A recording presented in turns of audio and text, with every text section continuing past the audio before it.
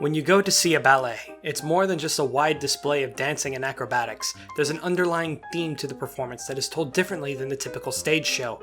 Not a single word is spoken, yet the entire story unfolds in the music, atmosphere, and different styles of dancing. Some of the most gripping stories can be told without speaking a single word. This is a pretty rare concept in games, as you're typically shown your lay of the land through narrated cutscenes or text boxes with or without voice acting. To speak so loudly yet say nothing is a bold move for a game to make, because you risk losing the player's attention without informing them what's at stake or why they're even here. It's a foreign language to most titles, yet GRIS speaks it as if it invented it and never stops yelling without uttering a single word.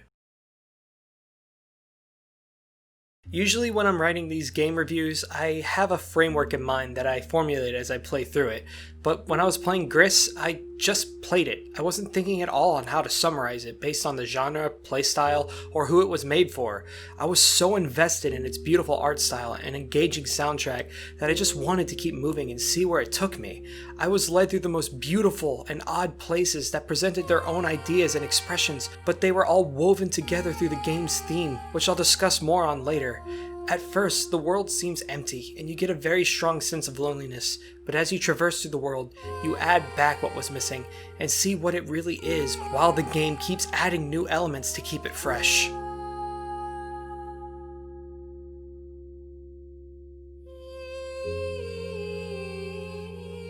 GRIS has more to show than just stunning visuals and music. It's actually a puzzle-solving platformer as well, and it never stops changing and adding new mechanics as you play. The main character, that we'll just call GRIS for convenience, picks up abilities that help her traverse through the environment. She can turn her dress into a stone block to break through cracked platforms, hop on patches of red birds and give her a boost through the air, as well as a glide to slow her descent and gain distance, swim and dash through the water, and finally, she can sing to transform the environment around her to open up new pathways. What I thought was very impressive is how every area has a unique way of traversing it while still finding ways to keep every ability you've earned relevant. To name a few examples, the desert area has you hide for cover to avoid being blown away by violent sandstorms, and the forest has you walk around with a little stone creature who you guide to help open new pathways. There's way more, but I'd rather you find out for yourself. One of the most brilliant parts of this game is that not once did I ever feel lost or misguided when playing. The level design and symbolism is pure genius. To guide a player through and never say a word, everywhere you go is perfectly laid out when you need to be guided in a certain direction or explore to gather stars to build a constellation bridge that will help you get to where you need to go. And it's very satisfying to just find out what to do and not be told how to do it.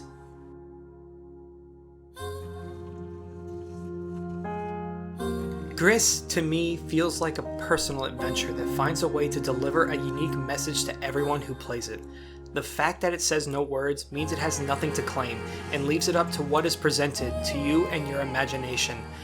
In my opinion, the music is the best part of this game, and just how well it sets the atmosphere of where you are, whether it be deep in the ocean being guided by a mystic turtle, or up in the heavens in a glass palace illuminated by the moon. The soundtrack explodes with emotion, aiding GRIS's beautiful art style, images that make you feel happy and sad, lost but determined, brave yet doubtful, but it all leads to the beauty of the world opening up before your eyes and how you faced your fears to get there. When I completed this game, I was so full of awe, and the music and art were so powerful it actually brought tears to my eyes. Even after beating it once before a few months back, this game still delivered a powerful message to me, and I believe everyone should experience it.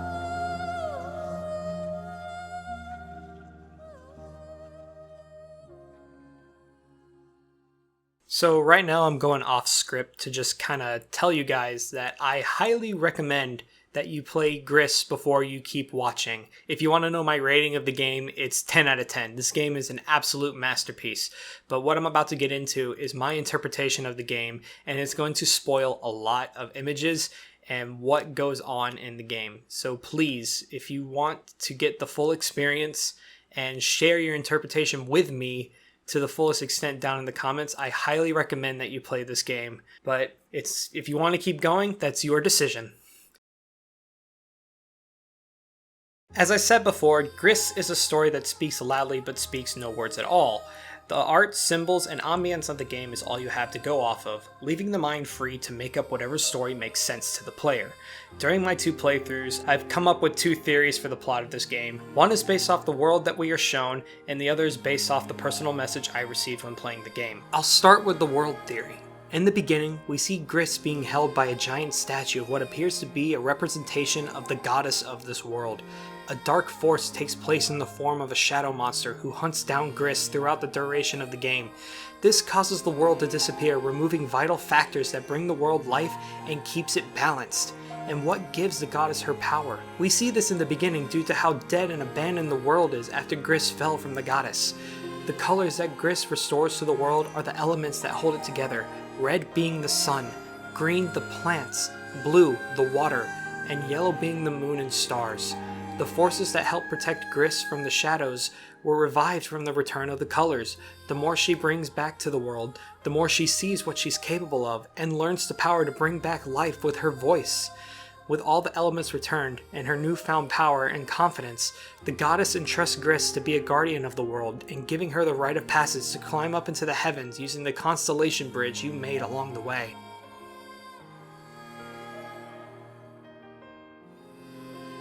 Now this is my personal message theory, and at risk of sounding a little personal, I want to show you what this game spoke to me. To me, this is a story of finding yourself after losing something that you thought you couldn't live without. At first, everything seems fine, and then something very sad happens to you, and your world appears empty. Every color returned to the world is an emotion that you release, letting go, and moving on. But along your journey, you're being attacked by your doubts, and they take many forms and will try to stop you. Red is the anger that you held for why did this have to happen, and it comes to what can be violent phases like the sandstorms trying to push you back. Green is the fear of the unknown, as you traverse through a forest that is beautiful and intimidating with new trials that may seem scary, but a friend will help you along the way. Blue is sorrow. What could I have done to prevent this, or how could I let this happen to me for so long? As you go through dark caves and oceans, finding whatever light that can help you see through the darkness. Yellow is desires. What do you want that makes you happy? Or what have I done that I thought made me happy, but actually didn't? The more emotions you overcome, the stronger you are. You find ways to get across gaps that you didn't know you could do before, or realize the power within you that you always had. And in the end, you conquer those doubts and reignite that sense of familiarity that you always had before, but in your own way. It is different, yet the same, and that is what GRIS spoke to me.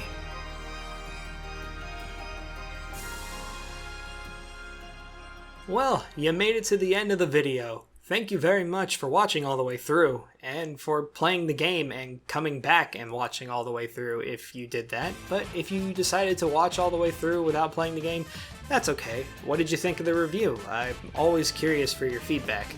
So yeah, this was GRIS, and I believe it is a very powerful game, and it spoke to me very personally, and I hope that you get to enjoy it just as much as I did.